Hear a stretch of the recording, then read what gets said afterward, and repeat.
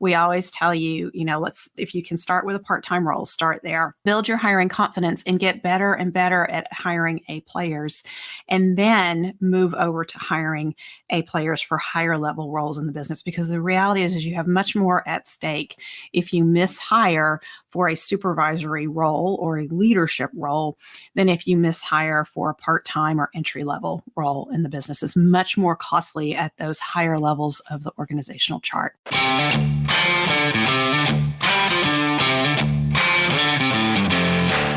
You work hard in your business. On the Profit by Design podcast, we ask the big question. What has your business done for you lately? Hi, I'm Dr. Sabrina Starling. I'm the business psychologist, the author of the 4-Week Vacation and the How to Hire the Best series, as well as the founder of Tap the Potential, where we coach entrepreneurs like you to design sustainably profitable businesses that give you more time for what matters most and more money in your bank account than ever. Because after all, we believe work supports life, not the other way around. Weekly on the Profit by Design podcast, we bring you tips, tools, and strategies from our own experiences and from the experiences of our guests who are entrepreneurial thought leaders and real life entrepreneurs, all to support you in making intentionally profitable and sustainable business decisions to live the lifestyle you desire. What role should I be hiring for next? That is such a common question that we get at Tap the Potential in our How to Hire the Best course and in our Better Business, Better Life program. Because the reality is when you have a growing business, you start to feel like there's so much for you and your team to accomplish. You have that feeling of we're at our capacity and we know we need to hire, but it can get really confusing as to which role to hire for next. And honestly, hiring decisions are often made off the cuff because you're busy and there's not enough considerations given to cash flow, profitability, and how the individual being hired is going to support the profitability and the sweet spot of the business. So today I want to give you some parameters for how you determine your next hire and some common situations that come up when it comes to hiring. One of those common situations that comes to us a lot at Tap the Potential is, I have someone who wants this role, but meaning they're sort of a fit for the role and they want the opportunity to work for you, but you know that there's something there that it's not exactly what the business needs. So I'm going to talk to you about how to handle that and how to negotiate that. And then another common question that comes up is, should I hire entry-level team members or should I hire a supervisor or both? Because you're at capacity and you need to add people. And so, which one should you hire first or should you hire all of them all at the same time? I'm going to walk you through thinking that situation through.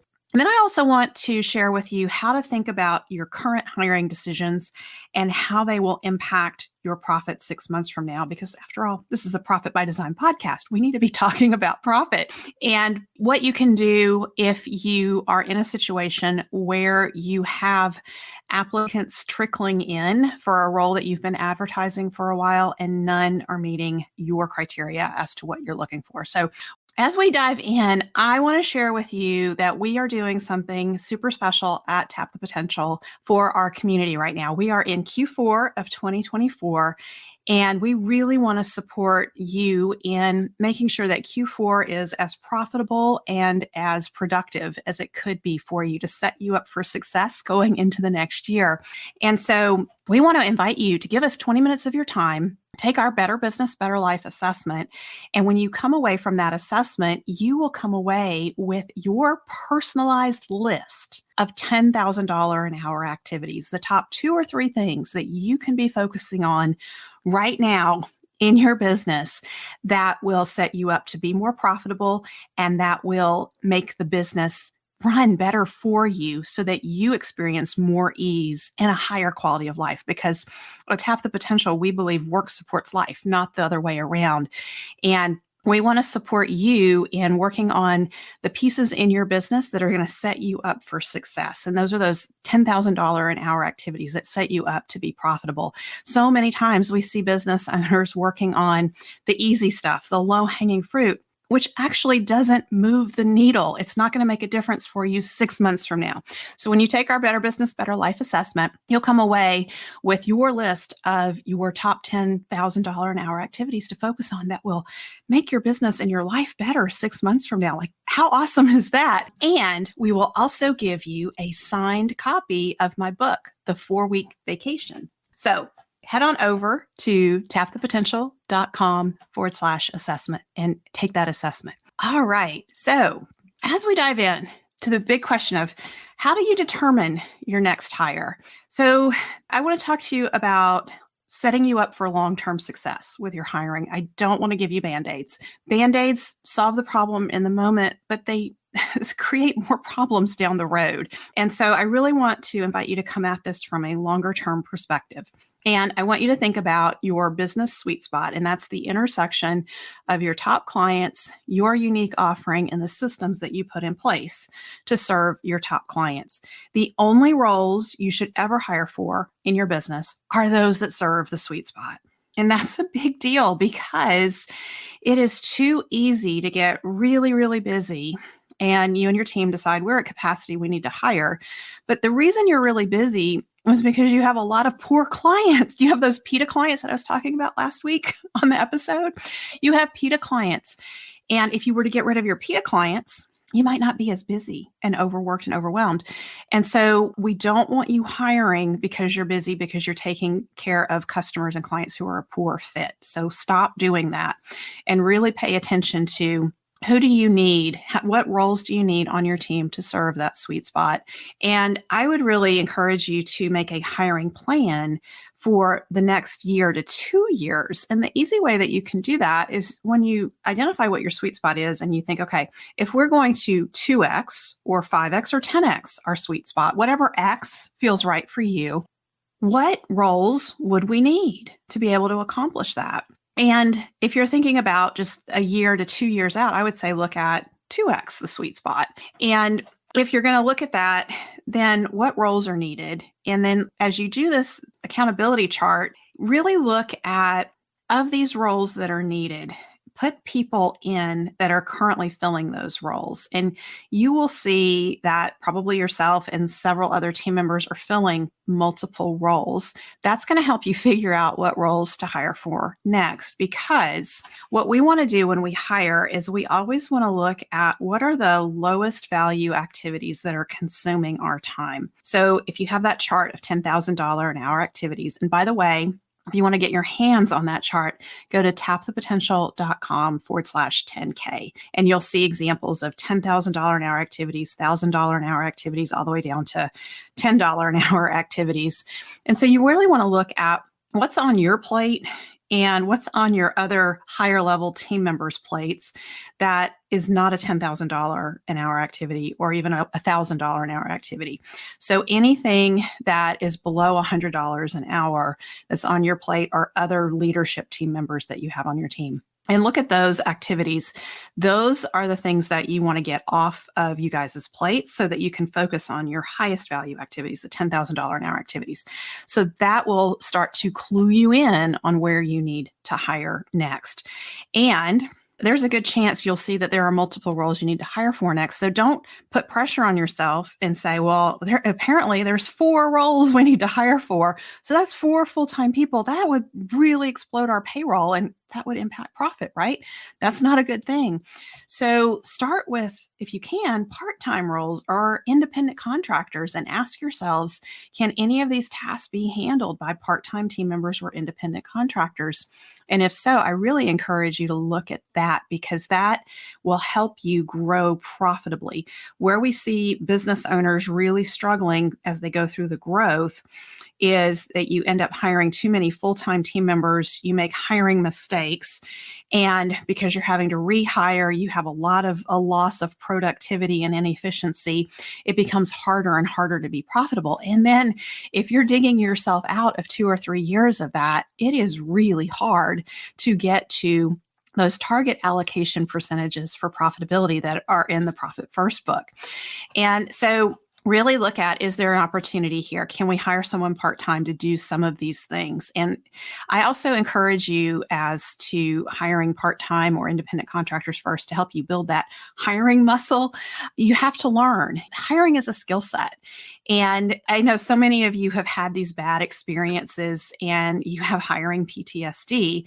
And you feel like, I don't know if I'm scared to hire. And so the easiest way is to start small, and that's hiring for part-time roles and independent contractors. And then you build your hiring confidence. And so in the How to Hire the Best course, we always tell you, if you can start with a part-time role, start there. Build your hiring confidence and get better and better at hiring A players, and then move over to hiring A players for higher level roles in the business. Because the reality is you have much more at stake if you mishire for a supervisory role or a leadership role than if you mishire for a part-time or entry-level role in the business. It's much more costly at those higher levels of the organizational chart. So save that for when you've gotten your hiring muscle built up. And that's why when we offer the How to Hire the Best course at Tap the Potential, and we tell people as you go through the How to Hire the Best course, you register and you pay for it once. You can go through it as many times as you want, so that we can support you in really building your hiring muscle as you move through hiring A players at higher and higher levels of your organizational chart. And by the way, you can register for the How to Hire the Best course at tapthepotential.com/course. Okay. So the other thing that I want to encourage you to be aware of as you're hiring is not to try to hire the mini me, right? The person who could just do everything that you do. That's not going to be a successful hire. The reality is you are doing a lot of things. You're probably doing some of those things poorly. They're not your strength. They're not in your sweet spot. They're not things you enjoy doing. And you're just doing them because you're trying to save money and not hire someone else to do them. So if you're going to try to hire someone who just can do all these things in your business that you're currently doing, you're hiring for a very broad, diffuse role in the business. And there's not going to be the clarity that you need around the results that you're looking for from the person. And you won't be able to identify who's going to be the right kind of person who will have the strengths to deliver those results. So get away from that idea of, I'm just going to go hire the mini me. That doesn't work out well. And so what if you're in this situation, and this is a real life case study that we had with one of our clients recently. What if you're in a situation where you have underperforming team members at entry level and you're thinking, okay, do I need to hire a supervisor because I'm really tired of babysitting these underperforming entry-level team members? Or do I need to hire the supervisor and entry-level team members? Or maybe should I just hire the entry-level team members? So first off, I'm going to tell you, don't hire a babysitter for warm bodies in your business. That is the worst profit move you can ever make, because you're increasing your payroll because you're hiring at a higher level. That's going to be a supervisory role. And if you've learned how to hire an A player, so hopefully that supervisor is going to be an A player. Now you're putting an A player in the position where they have to supervise warm bodies. You're probably going to lose that A player. That's one scenario that could happen. Or you will quickly lose those warm body team members because that A player is going to have expectations and standards for them that they're not going to meet. So you're going to lose them. And now you have an A player who's questioning their leadership and management abilities. You are questioning their leadership and management abilities because was it them or was it the warm bodies or what happened here? So focus first on replacing the warm body team members. So hiring a babysitter for warm body team members is just compounding inefficiency in your business. And 6 months from now, when your profit and cash flow are worse off than they are currently, you're going to feel the pain of that decision. So focus on hiring the replacements for the warm body team members. Get a couple of A players in that role, and then what kind of supervisor do you need at that point? They don't need to be a babysitter at that point. They probably need to be someone who's going to stretch and challenge those A players who are in the entry-level position. So that changes the kind of person that you're looking for the supervisory role, because you're going to need different results out of them. And that's a good thing. And that's actually a decision that right now might feel painful in the moment, because it might mean that you, the business owner, have to do more work because you have to supervise supervise these warm bodies and deal with them while you're trying to replace them. So you're having to hire and supervise. And you really like to get all of that supervisory stuff off your plate. So short-term pain, you're going to feel that pain in the short term, but it's actually setting you up for more success 6 months from now when your cash flow is going to be better and your profit is going to be better because you slowed down and you hired the A players in that role. So what happens though, if you're in this situation and it's been taking a while for you to find A players to fill these entry-level roles? And that happens. So if you have applicants trickling in, there's two things that I would say you need to look at. Number one is your job ad. So is it written the way we teach you to write it in my book, The How to Hire the Best, the Entrepreneur's Ultimate Guide to Attracting Top Performing Team Members? I teach you how to write a job ad that speaks directly to the A players that you're trying to attract. And so if you've done a good job of identifying, here's the key result that I need to deliver in this role, and here's the type of person and the strengths that they're going to have to deliver that key result exceptionally well, day in and day out, and you've identified your immutable laws and you've spoken about that in your job ad, then that job ad should be speaking to your A player that you're trying to attract. So the first place I always say is if you're not getting the number of applicants that you want, let's look at your job ad. And we do that for you, by the way, in our How to Hire the Best course. So you can post your job ad. Caitlin Beaver and I, my colleague who helps me run the How to Hire the Best course, we will both look at your job ad and give you feedback on it to help you improve it. So if it's not the job ad, though, what else is it? Well, it's the visibility of the job ad. So are you getting the word out? So is there a social media campaign built around you being a great place to work, an employer of choice, and attracting those A players to your team? And so that doesn't just mean, oh, okay, now we need to hire, so we're going to post this on social media and hope, we're going to cross our fingers that people share our post and tag other people that they think would be a good fit for it. That's not how a social media campaign around this works. So again, we've got to think long-term gain. So there's going to be some short-term pain, but we're going for the long-term gain. So short-term pain is, it may take you 3 or 4 months to really build up the momentum to get the applicants that you want, because you need to do some groundwork where you are positioning yourself as an employer of choice. So what's an example of this groundwork? Well, when you and your team are doing something fun, take pictures and post it in social media. Celebrate your A players in social media.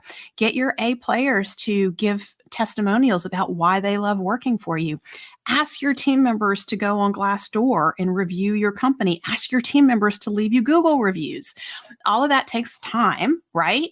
But it starts to position you so that a couple of months from now, you've worked on your reputation as an employer of choice, so that when you post a job ad for the A player that you want, other people will see that job ad and say, you know what? I think my friend Mary would really like this opportunity. I'm going to tag Mary. So that helps to increase the visibility of your job ads. But the other thing that you want to do is to consider that you can't just be posting once or twice in social media about your team and the job ad. You're going to have to post it on an ongoing basis and really develop an entire campaign around this. And that requires some thought and strategy. We help you with that in the How to Hire the Best course. But that's what I really want you to think about if you have not been getting the results with your job ads that you would like to see, and you don't have the A players coming forward that you would like to see.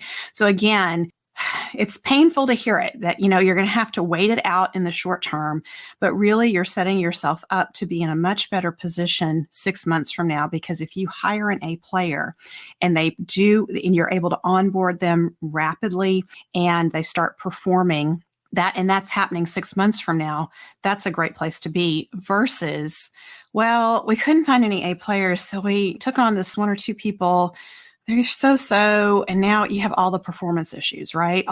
You're trying to get them to do things and they're not performing the way you want them to. So they're requiring all this extra level of management that takes a lot of energy from you and the other A players on your team. And that impacts efficiency in the business, which impacts your profit 6 months from now. So I really encourage you to always give yourself that question of, if I make a choice now and it plays out well, what does that look like 6 months from now? Or if I make this choice now and it doesn't play out well, what does that look like 6 months from now? So we're using longer term thinking as we're looking at these choices in our business. And so the other thing that I want to talk with you about is the situation where I have someone who wants this role and they're kind of a fit. Actually, they're a pretty good fit for this one part of the role, but they want full time. And this, if they only do that one part of the role, then it's a part-time role, but they want full time. So how do I make this work? And should I try to make it work for this team member, this person who wants to be on our team?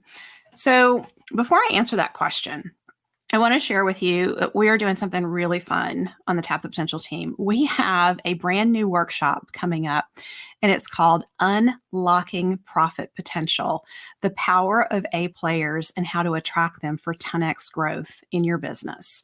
This workshop is going to be so eye-opening for you with respect to when you make the right hiring decisions and the right choices in your business to set you up for success, say 6 months from now, how that impacts your profitability and your growth. So if you really want to hear my deep dive explanation of how to set yourself up for massive success with A players for 10x growth and attracting them and how that helps you unlock the profit potential in your business, you don't want to miss this workshop. So it's at tapthepotential.com/workshop. This is a free workshop. It's going to be a small closed door Zoom training with me and Caitlin and other members of the Tap the Potential team. You're going to have the opportunity for me to teach. You're going to have the opportunity to ask me questions, and I'll help you apply what I'm teaching in your business. And you're going to come away with your plan for hiring A players that's going to help you 10x the growth in your business. So register for that at tapthepotential.com/workshop. Okay. So with that being said, I want to tell you that when you have a situation in your business where you have a role that you want to hire for and you have someone who wants to do it, but they can only do part of what you need and they want a full-time role or full-time position. And so they're not quite a good fit. And so you're left with that question of, gosh, I've got so much on my plate. It would be so easy. This person is a known entity. We've done business with them in the past. We know how they are and what they're capable of. Should I try to make it work with them? And the answer to that is no, you should not. And here's why. You always need to approach your hiring decisions from the perspective of, what does the business need? What is going to be the right role to serve the sweet spot of the business and the profitability of the business? Because if you hire based on what the business needs, you are setting the business up to take care of you, meaning you'll be profitable, you'll have owner's pay, you're setting the business up to take care of the team, and you're setting the business up to take care of the clients and customers. If you hire based on, well, this is easy because they're right here and they could get started and they can do part of what we need, you're not hiring for what the business needs. The business needs exactly what it needs. If it only needs a part-time person, not a full-time person, don't try to create a full-time position for the person who can do part of what you need, but now they want a full-time position, but the business doesn't need that, right? So when you make that decision, you're actually saying, I'm okay with us not being profitable. I'm okay with not having owner's pay because this was the easy route. So don't go the easy route and really step back, and you have to acknowledge for yourself, okay, we have this specific need in this business. This is what the role requires. It's possibly only part-time. And so that means you go and you look for the right person and don't just try to make it work just because you have someone who could step in and do some of it. It's actually going to lead to a lot of frustration down the road. So this situation comes up too around where you have a team member who's currently in a role and they're not performing well. They're asking for more hours, but you don't really have anything that the business needs that you can offer them. And so you can find yourself in that situation if you hire the person who shows up and says, yes, I want to help and I can only do part of what you need, but here's what I'm willing to do. But that person is looking for a full-time role. A few months from now, you're going to be in that place where they're not really performing all that well in their role to begin with. And now they want more hours and they're not a good fit for what the business needs. And it just becomes a huge extra burden on you and your management level team that doesn't need to be there. Okay, so you've heard me say this over and over throughout this episode now that as you're making hiring decisions, take that longer term perspective and think through how will these decisions that I'm making right now play out 6 months from now. So if we make the hire based on what the business needs, again, that's the sweet spot of the business, and you're looking at what the current team members are doing and what activities are $10 an hour, $100 an hour that need to come off the current A players' plates so that you and your A players can focus on those higher value $10,000 an hour activities. That's going to tell you what the business needs. Then you create a job ad and a role in the business specific to those particular needs. And that's what you hire for. And you use really good hiring strategy that we support you in at Tap the Potential to increase your chances of hiring right and getting an A player. That is setting you up to be in a much better cash flow and profit position 6 months from now, versus hitting the easy button and just hiring that person because they're kind of a fit. Or, you know what, I think I need to hire a supervisor to take care of my warm bodies.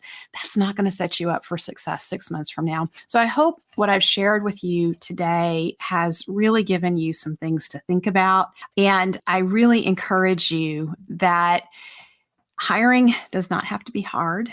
It is possible. I know it's possible to hire A players. And even if you have had bad hiring experiences in the past, when you use what we teach you at Tap the Potential on how to hire the best, we see it over and over again that business owners who've had bad hiring experiences in the past are hiring A players.